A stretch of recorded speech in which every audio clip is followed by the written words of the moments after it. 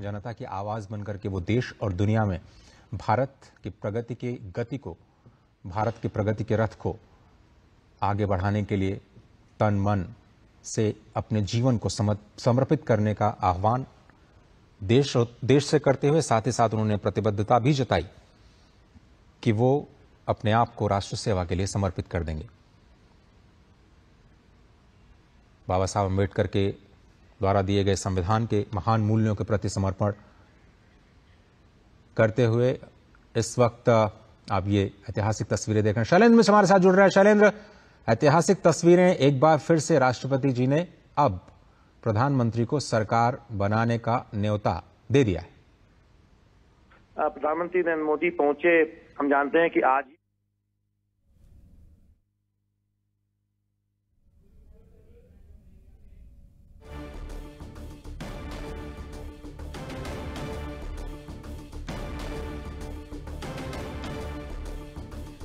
రాష్ట్రపతి భవన్ కి చేరుకున్నారు ప్రధాని మోదీ।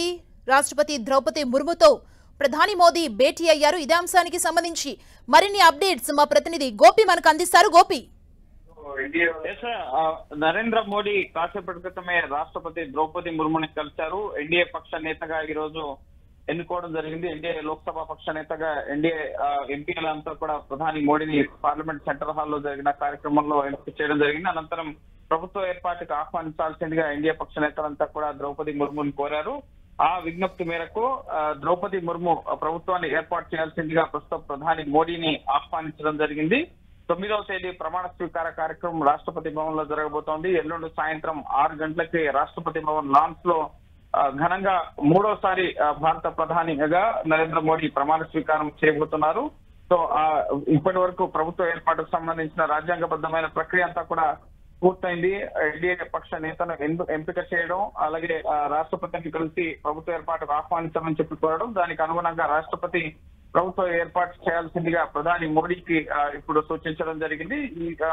దీని ఆధారంగా ఇక ఎల్లుండు ముఖ్యంగా కొత్త ప్రభుత్వం కొలువుదీరబోతోంది।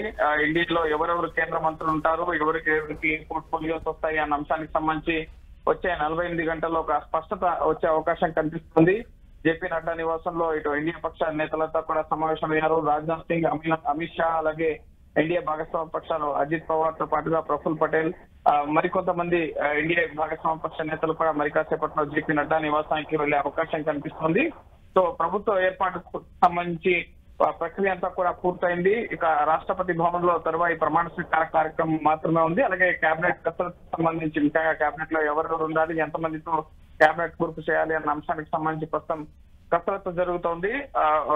ఇటు కేంద్ర కేబినెట్ లో ఎన్డీఏ భాగస్వామ్య పక్షాలకి ప్రాధాన్యత ఉండే అవకాశం ఉంది। అయితే కీ పోర్ట్ఫోలియోస్ అన్ని కూడా ఇటు బీజేపీ వద్ద ఉండే అవకాశం ఉంది। హోంశాఖ, రక్షణ శాఖ, ఆర్థిక శాఖ సహా ఇటు మౌలిక వస్తువుల సదుపాయాలు, అలాగే వ్యవసాయం, వెల్ఫేర్ సంబంధించిన పోర్ట్ఫోలియోస్ అన్ని కూడా బీజేపీ వద్ద, ఎందుకంటే వికసిత్ భారత్ లక్ష్యంగా ఈ ఎలక్షన్స్ లో బీజేపీ పోటీ చేయడం జరిగింది। సో ఈ రోజు ఎన్డీఏ భాగస్వామ్య పక్ష నేతలందరూ కూడా పార్లమెంట్ సెంట్రల్ హాల్లో భారత్ను ఉన్నత స్థాయికి తీసుకెళ్లేందుకు మా వంతు కృషి చేస్తాం, దేశాభివృద్ధిలో మా వంతు పాత్ర పోషిస్తాం, సుస్థిరమైన ప్రభుత్వం ఉంటుంది, ప్రభుత్వానికి మా పూర్తి మద్దతు ఉంటుందని చెప్పి కూడా ఇటు నితీష్ కుమార్, చంద్రబాబు సహా ఎన్డీఏ పక్ష నేతలంతా కూడా ప్రసంగించడం జరిగింది, ప్రధాని ప్రశంసించడం జరిగింది। సో ప్రభుత్వ ఏర్పాటుకు సంబంధించిన ప్రక్రియ వేగవంతమైందని చెప్పాల్సి ఉంటుంది। రాష్ట్రపతి ప్రభుత్వ ఏర్పాటుకి ఆహ్వానించడంతో ప్రస్తుతం ఇక ఎల్లుండు రాష్ట్రపతి భవన్ లాన్స్ లో 3వసారి 1960 తర్వాత వరుసగా 3 సార్లు ప్రధానమైన 2వ వ్యక్తిగా నరేంద్ర మోడీ రికార్డు సృష్టించబోతున్నారు। సో 3 సార్లు ఎన్డీఏ ప్రభుత్వం వరుసగా 1960 తర్వాత భారతదేశంలో కేంద్రంలో ఏర్పడడం జరిగింది। సో ఖచ్చితంగా అనేక దేశాధినేతలను కూడా ఇటు బీజేపీ ఆహ్వానించడం జరుగుతుంది। భారత సరిహద్దు దేశాలు నేపాల్, భూటాన్, బంగ్లాదేశ్, అలాగే శ్రీలంక, మారిషస్ దేశాలకు సంబంధించిన అధినేతలు, రాష్ట్రపతులు, ప్రధానులతో పాటుగా ఇటు ఢిల్లీలో ఉన్న వివిధ దేశాలకు సంబంధించిన దౌత్యవేత్తలు, ఎంబసీ అధికారులని, అలాగే దేశవ్యాప్తంగా ఉన్న రాజకీయ పార్టీలకు సంబంధించిన నేతల్ని, అలాగే వివిధ రాష్ట్రాలకు సంబంధించిన ముఖ్యమంత్రులు, ఎన్డీఏ పక్ష నేతలు అందరినీ కూడా ఈ ప్రమాణ స్వీకార కార్యక్రమానికి ఆహ్వానించడం జరుగుతుంది। సో ప్రభుత్వ ఏర్పాటుకు సంబంధించి ఒక పక్క రాజ్యాంగబద్ధమైన ప్రక్రియ, ముఖ్యంగా రాష్ట్రపతి ద్వారా ముఖ్యంగా నిన్న రాష్ట్రపతికి కేంద్ర ఎన్నికల సంఘం అధికారులు కలిసి ఈ 18వ లోక్సభకు సంబంధించిన ఎన్నికలకు సంబంధించిన వివరాలు, ఫలితాలకు సంబంధించిన వివరాలు వీటన్నిటినీ కూడా రాష్ట్రపతికి అందించడం జరిగింది. ఈ రోజు మధ్యాహ్నం ఎన్డీఏ పార్లమెంటరీ పార్టీ సమావేశం అనంతరం ఎన్డీఏ పక్షాలకు సంబంధించిన నేతలంతా కలిసి వెళ్లి ముఖ్యంగా ఎంపీల సంతకాలతో మా ప్రభుత్వానికి ఇంత సంఖ్యాబలం ఉంది అని చెప్పి రాష్ట్రపతికి ముఖ్యంగా ప్రభుత్వ ఏర్పాటుకు ఆహ్వానించాల్సిందిగా విజ్ఞప్తి చేయడం జరిగింది. దాని ఆధారంగా ఇప్పుడు నరేంద్ర మోడీని ప్రభుత్వం ఏర్పాటు చేయాల్సిందిగా ప్రస్తుతం రాష్ట్రపతి ద్రౌపది ముర్ము ఆహ్వానించడం జరిగింది. ఇక 18వ లోక్సభకు సంబంధించి ప్రస్తుతం ప్రభుత్వ ఏర్పాటు ప్రక్రియ ప్రారంభమైంది. ఇక కేబినెట్ కూర్పుకు సంబంధించి రాష్ట్రపతి భవన్ లో జరిగే ప్రధాని ప్రమాణ స్వీకార కార్యక్రమంలో మంత్రి మండలి సభ్యులకు కూడా ప్రమాణ స్వీకారం చేస్తారు. అయితే ఎంతమంది మంత్రులుగా ప్రమాణ స్వీకారం చేస్తారు అనేది స్పష్టత రావాల్సి ఉంది. ఇప్పటికే ఈ 17వ లోక్సభకు సంబంధించి 15 మంది వరకు కూడా కేంద్ర మంత్రులు ఈ ఎలక్షన్స్ లో 18వ లోక్సభ ఎలక్షన్స్ లో ఓడిపోవడం జరిగింది. సో వారి స్థానంలో కొత్త వారికి అవకాశం కల్పించే పరిస్థితి ఉంటుంది. మధ్యప్రదేశ్ లో పూర్తి స్థాయిలో ముఖ్యంగా అక్కడ లోక్సభ స్థానాలన్నీ కూడా గెలుచుకుంది కాబట్టి సో అక్కడి నుంచి ఎక్కువ కేబినెట్ బెర్తులు ఇచ్చే అవకాశం ఉంది. మధ్యప్రదేశ్, గుజరాత్, అలాగే ఢిల్లీ, హిమాచల్ ప్రదేశ్ ఈ రాష్ట్రాలకి ఎక్కువ ప్రాధాన్యత కల్పించే అవకాశం ఉంది. ఉత్తరప్రదేశ్, రాజస్థాన్ ఈ రాష్ట్రాల్లో బీజేపీ కొన్ని లోక్సభ స్థానాలను ఓడిపోవడం జరిగింది కాబట్టి సో ఒడిశాలో కూడా మెజార్టీ సీట్లను గెలుచుకుంది. సో అక్కడ కూడా ఎక్కువ ప్రాధాన్యత కల్పించే అవకాశం ఉంది. అలాగే ఎన్డీఏ భాగస్వామ్య పక్ష రాష్ట్రాలు ప్రధానంగా బీహార్, అలాగే ఇటు ఆంధ్రప్రదేశ్ ఈ రాష్ట్రాలకు కూడా పెద్దపీట వేసే అవకాశం ఉంది. ఎన్డీఏ భాగస్వామ్య పక్షానికి ఎక్కువ స్థానాల్ని ఈ కేంద్ర మంత్రివర్గంలో కేటాయించే అవకాశం కనిపిస్తోంది. సో కేబినెట్ కూర్పుకు సంబంధించిన కసరత్తు ప్రస్తుతం జరుగుతుంది. ఎన్డీఏ పార్లమెంటరీ పార్టీ పక్ష నేతగా నరేంద్ర మోడీ ఎంపిక పూర్తయింది కాబట్టి నెక్స్ట్ బీజేపీలో మొదట ఎవరెవరికి ముఖ్యంగా కేబినెట్ లో తీసుకోవాలి, ఎవరెవరికి కేబినెట్ లో పదోన్నతి కల్పించాలి అన్న అంశానికి సంబంధించి గతంలో మంత్రులుగా ఉన్నారు, వివిధ హోదాల్లో పనిచేసిన వారికి పదోన్నతి కల్పించడం, అలాగే కొత్తగా ముఖ్యంగా వివిధ రాష్ట్రాల్లో గెలుపొందిన బీజేపీ నేతలకి కేబినెట్ లోకి తీసుకోవడం, అలాగే ఎన్డీఏ భాగస్వామ్య పక్షాల్లో ఉన్న వారికి ఏ పోర్ట్ఫోలియోలు కేటాయించాలి, మొదట బీజేపీలో ఎవరెవరికి ఏ పదవులు ఇవ్వాలి అన్నది నిర్ణయించిన తర్వాత భాగస్వామ్య పక్షాలకి ఏ పోర్ట్ఫోలియోలు ఇవ్వాలి అన్న అంశానికి సంబంధించి చర్చించే అవకాశం కనిపిస్తుంది. సో నిన్న బీజేపీకి సంబంధించి ఎవరెవరిని కేబినెట్ లోకి తీసుకోవాలి అన్న అంశానికి సంబంధించి ఆర్ఎస్ఎస్ నేతలు అలాగే బీజేపీ అగ్రనేతలు నడ్డా నివాసంలో సమావేశమై చర్చించడం జరిగింది. సో ప్రస్తుతం ఇటు ఎన్డీఏ పక్ష నేతలతో కూడా ఈ రోజు రాత్రికి సంప్రదింపులు జరిపే అవకాశం ఉంది. సో వాటి ఆధారంగా ఈ పోర్ట్ఫోలియోస్ మినహాయించి ఇటు డిఫెన్స్, అలాగే హోమ్, అలాగే ఫైనాన్స్, ఎక్స్టర్నల్ అఫైర్స్, అలాగే కొన్ని శాఖలు మినహాయించి మిగతా శాఖలు ఇటు హెవీ ఇండస్ట్రీస్ తో పాటుగా మరికొన్ని అర్బన్, అలాగే పంచాయతీరాజ్, సోషల్ వెల్ఫేర్ ఇటువంటి శాఖలు అనేది ఎన్డీఏ భాగస్వామ్య పక్షాలకి ఇచ్చే అవకాశం కనిపిస్తుంది. సివిల్ ఏవియేషన్, అలాగే హెల్త్ అండ్ సైన్స్ మినిస్ట్రీతో పాటుగా మరికొన్ని మినిస్ట్రీస్ భాగస్వామ్య పక్షాలకి ఇవ్వాలని చెప్పి భావిస్తున్నట్లుగా తెలుస్తుంది. సో అలాగే ఎన్డీఏ భాగస్వామ్య పక్షాలలో కూడా ప్రధానంగా టీడీపీ తమకు మంత్రి పదవుల విషయంలో ముఖ్యంగా తాము అడుగుతాం కానీ డిమాండ్ అయితే చెయ్యం. సో రాష్ట్ర ప్రయోజనాలు ముఖ్యం కాబట్టి రాష్ట్ర అభివృద్ధికి సంబంధించిన అంశాలను మేము కేంద్రంలో తమ ప్రభుత్వ అధికారంలో ఉంది కాబట్టి ఖచ్చితంగా వాటిని సాధించే దిశగా ప్రయత్నిస్తాం.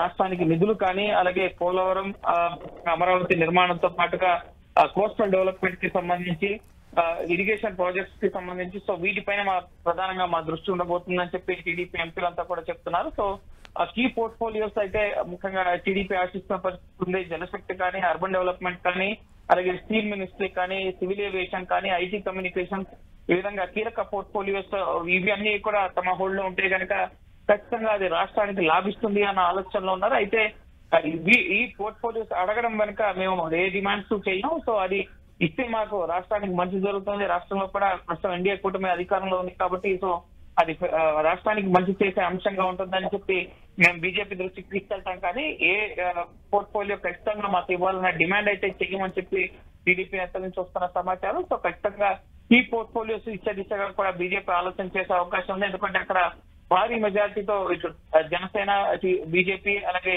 టీడీపీ కూడా విజయం సాధించింది కాబట్టి సో ప్రస్తుతం ఉన్న రాష్ట్ర పరిస్థితిలో అమరావతి రాజధాని నిర్మాణానికి బీజేపీ కట్టుబడి ఉందని చెప్పడం జరిగింది. ప్రధాని నరేంద్ర మోడీ అక్కడ ఆయన ప్రధానిగా ఉన్నప్పుడు శంకుస్థాపన చేయడం జరిగింది. అలాగే పోలవరం ప్రాజెక్ట్ సంబంధించిన నిధులు R&R ప్యాకేజ్ కి సంబంధించి కానీ అలాగే ముఖ్యంగా పూర్తి స్థాయిలో ప్రాజెక్ట్ నిర్మాణం అదొక జాతీయ ప్రాజెక్ట్ గా ఉంది కాబట్టి దానికి నిర్మాణ నిధులు త్వరగా విడుదల చేస్తే కనుక తమ కాస్ట్ ఎస్టిమేషన్ పెరుగుతోంది. అలాగే ఆలస్యం కావడం వల్ల ముఖ్యంగా డ్యామ్ ప్రాజెక్ట్ పనులు పూర్తి కావడానికి కూడా ఎక్స్టెన్షన్ అవుతున్న పరిస్థితి ఉంది.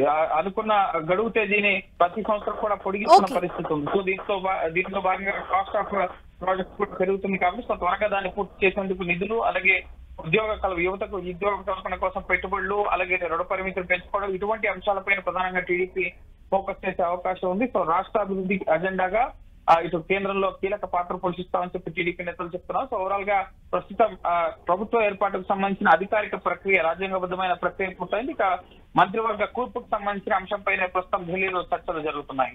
Thank you Gopi.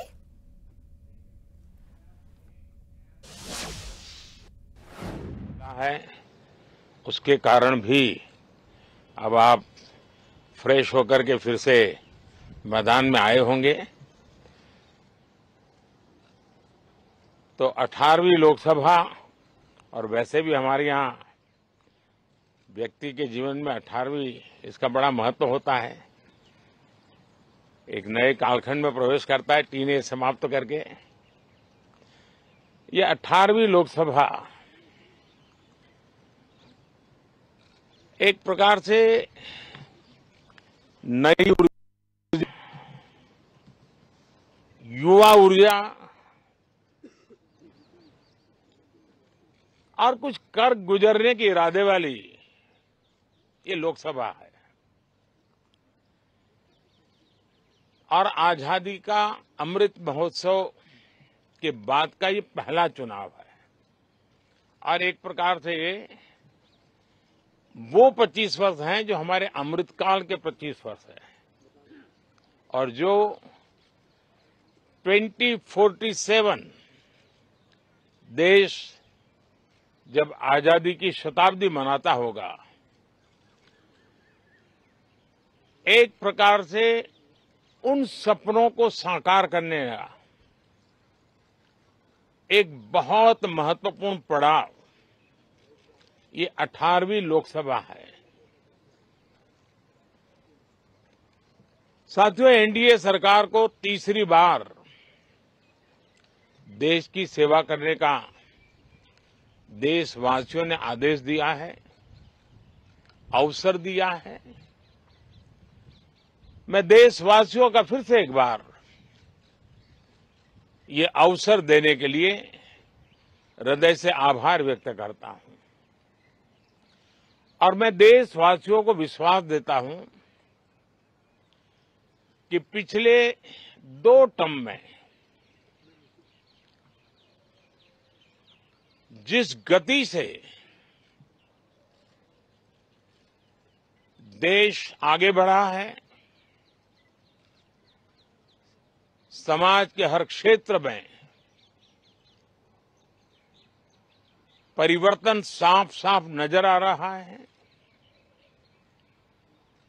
25 करोड़ लोगों का गरीबी से बाहर आना, ये अपने आप में हर भारतीय के लिए बड़ा गर्व का विषय है। और मैं देशवासियों को विश्वास दिलाता हूं कि 18वीं लोकसभा में भी, हमारे 5 साल के कार्यकाल में भी, हम उसी गति के साथ, उतने ही समर्पण भाव से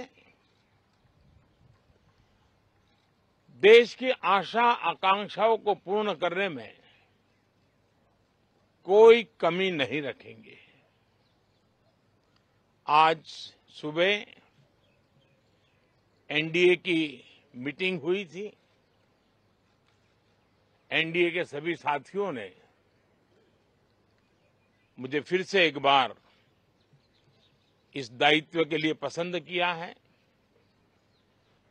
और सभी एनडीए के साथियों ने राष्ट्रपति जी को इसकी जानकारी दी। और राष्ट्रपति जी ने मुझे अभी बुलाया था और मुझे प्रधानमंत्री डेजिग्नेटेड के रूप में काम कर एक नियुक्ति दी है और मुझे शपथ समारोह के लिए और मंत्रिपरिषद के सदस्यों के सूची के लिए उन्होंने सूचित किया है। मोटे तौर पर मैंने राष्ट्रपति जी को कहा है कि हमें 9 तारीख शाम को सुविधा रहेगी। अब बाकी डिटेल तो राष्ट्रपति भवन वर्कआउट करेगा और हम तब तक मंत्रिपरिषद की सूची राष्ट्रपति जी को सुपुर्द करेंगे। उसके बाद शपथ समारोह होगा। साथियों, सरकार एनडीए की एक प्रकार से एनडीए 1, एनडीए 2 एंड एनडीए 3 ये एक निरंतरता है और हमारे संकल्पों को लेकर के, सुशासन के प्रति हमारी प्रतिबद्धता को लेकर के और देश के सामान्य जन के सपनों को पूरा करने के प्रयास के रूप में इस निरंतरता को हम और अधिक ऊर्जा के साथ और अधिक व्यापक विजन के साथ आगे बढ़ाएंगे और समय सीमा में लक्ष्यों को प्राप्त करने का हमारा प्रयास रहेगा। 2014 में मैं बहुत नया था। मुझे अब एक लंबे समय तक इस कार्य का अनुभव मिला है, हमारी टीम को अनुभव मिला है और इसलिए हमारे लिए अब तुरंत ही काम को आगे बढ़ाना बहुत ही सरल रहने वाला है और इस अनुभव का लाभ भी देश की सेवा करने में मिलने वाला है। इन 10 साल के कार्यकाल के दरमियान भारत की वैश्विक जो छवि बनी है, दुनिया के लिए एक विश्व बंधु के रूप में भारत उभरा है, इसका मैक्सिमम एडवांटेज अब शुरू हो रहा है और मुझे पक्का विश्वास है ये 5 वर्ष वैश्विक परिवेश में भी भारत के लिए बहुत उपयोगी होने वाले हैं। दुनिया अनेक संकटों से गुजर रही है, अनेक तनावों से गुजर रही है, अनेक आपदाओं से गुजर रही है। ऐसी विकट परिस्थिति दुनिया ने बहुत लंबे अरसे के बाद देखी है। हर देश